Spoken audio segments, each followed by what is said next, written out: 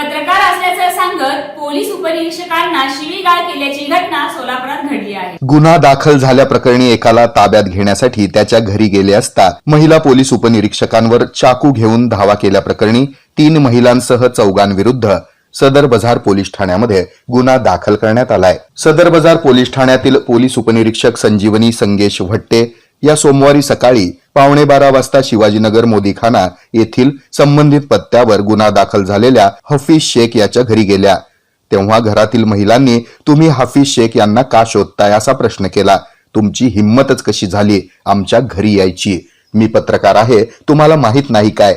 माझी मुलगी वकील आहे, तुम्हाला सोडणार नाही, तुम्ही असे कसे जबरदस्ती घरी येता असं म्हणत मोठमोठ्याने ओरडून पोलीस उपनिरीक्षक संजीवनी भट्टे यांना शिवीगाळ करण्यात आली। दुसऱ्या एका महिलेनं जीवे मारण्याची धमकी देऊन घरातील एक केशरी रंगाची मूठ असलेला चाकू घेऊन संजीवनी भट्टे यांच्या अंगावर धावून गेली। नखानं एका हाताला बोचकारून लाथ मारली। त्यानंतर महिला पोलीस हवालदार माड्याळ यांना शिवीगाळ करून पायानं लाथ मारली। सरकारी कामात अडथळा निर्माण केल्याबद्दल संबंधित तिघींवर गुन्हा दाखल करत त्याबाबतची फिर्याद संजीवनी भट्टे यांनी दिली आहे। इटेन बॅटरी होलसेल आणि रिटेल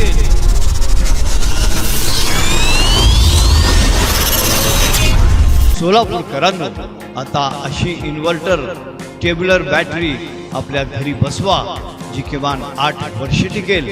बॅटरी अशी वस्तू आहे ती खराब झाल्यावर दुरुस्त होत नसते, ती बदलावी लागते आणि बॅटरीची किंमत ही जास्त असते।